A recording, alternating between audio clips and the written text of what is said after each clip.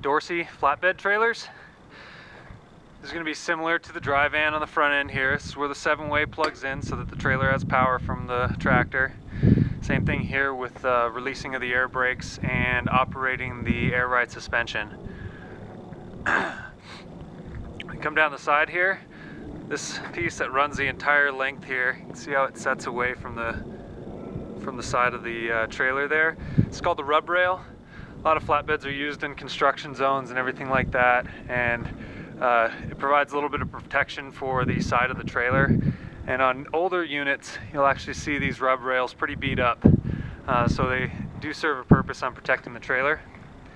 Down here, this is what we use for cargo control on flatbeds, where in dry vans we have E-track and logistic posts. Since there are no walls on these flatbeds, we have these winches. So you're going to have the same matching number on each side, and straps can be put into here and run all the way up over to the adjacent winch on the other side, and then these ratchet down and can be tightened in order to secure the cargo. There's usually between 18 and 20 of these on a trailer, and they can be slid and moved around for whatever cargo that the customer may be hauling. Underneath here we have landing gear that's just similar to the dry van as far as its purpose. We come down the side here and get back to the rear bogie. If you remember, the rear bogie is just the unit that holds both of the axles, the suspension, everything together. Just like in the dry van, the bogie can be slid forward depending on the needs of the customer, and you can see the holes in the rail right here. That's what the bogie will slide along on the rail in order to change its position. This trailer is air ride equipped. You can see the airbags right here. And there's another 2 on the back for the rear axle as well.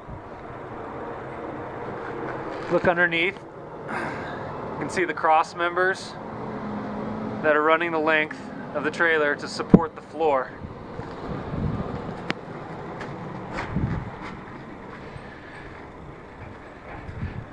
Typically, for when you're talking about flatbeds, you don't refer to it as a floor, it's referred to as the deck. And dry vans and reefers, it would be a floor. I'm not sure why. In the rear here, you'll see the rear bumper down here, this ICC. If you remember, on the strict dry van, this whole area and then what equated to the top of the trailer here was all galvanized steel.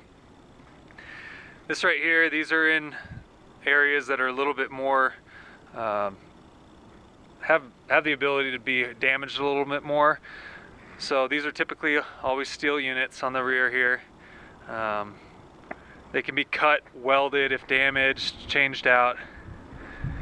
A lot easier than some of the other units that might be steel or sorry, not steel, aluminum, or even galvanized. Okay, since the snow is on here, you can't see the decking too well. Move over to this one. This is the same trailer, same Dorsey.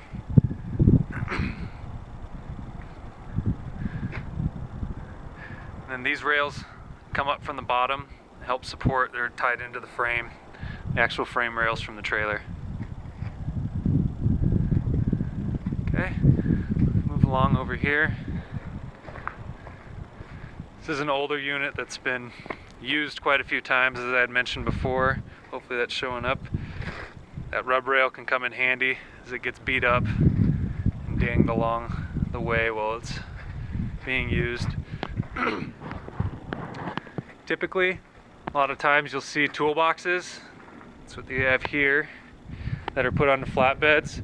This will contain, well, basically whatever a driver wants to put in there, but most of the time those have the straps that are used for the winches and the cargo control. Some companies require or like to use bulkheads on the front. This is what a bulkhead is. This is removable. It can be slid out from these spots right here. It's another thing where Some of the companies use it as a safety issue in case they have to brake and a load slides forward. That bulkhead will keep it from sliding into the cab of the truck. That one's pretty weak looking, so we'll go over to here to one that's a little bit more substantial. You can see these trailers all have spots to have bulkheads installed and slid in. Here's one with a little bit more substance to it, so you can get an idea. Again, it's a toolbox here to hold your cargo control.